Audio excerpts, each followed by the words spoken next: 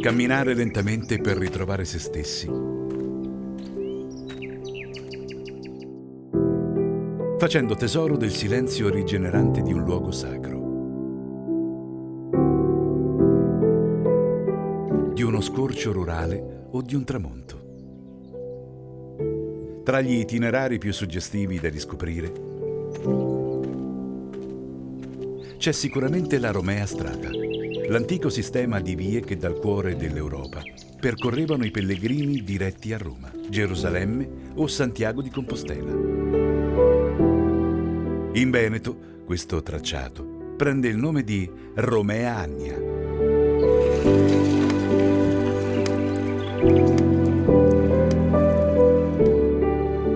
E lambisce la zona della Skuldascia, l'area che durante la dominazione longobarda identificava la città di Montagnana in provincia di Padova e i comuni limitrofi. Territorio di confine con le province di Vicenza, Rovigo e Verona, di antichissima vocazione rurale, la Skuldascia offre non solo la sincera genuinità dei tipici panorami di campagna, ma anche grandi tesori artistici e architettonici.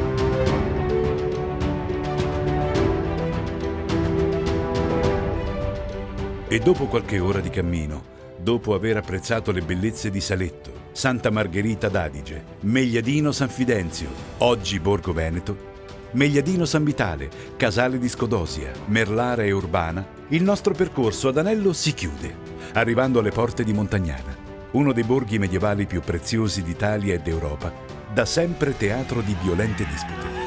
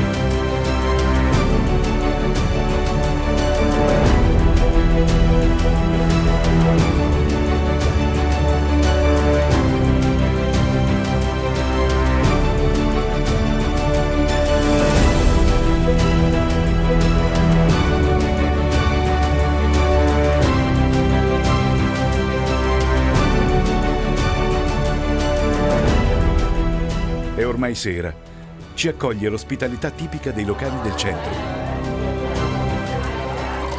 Un brindisi, qualche risata e poi a dormire. Domani si riprende il viaggio.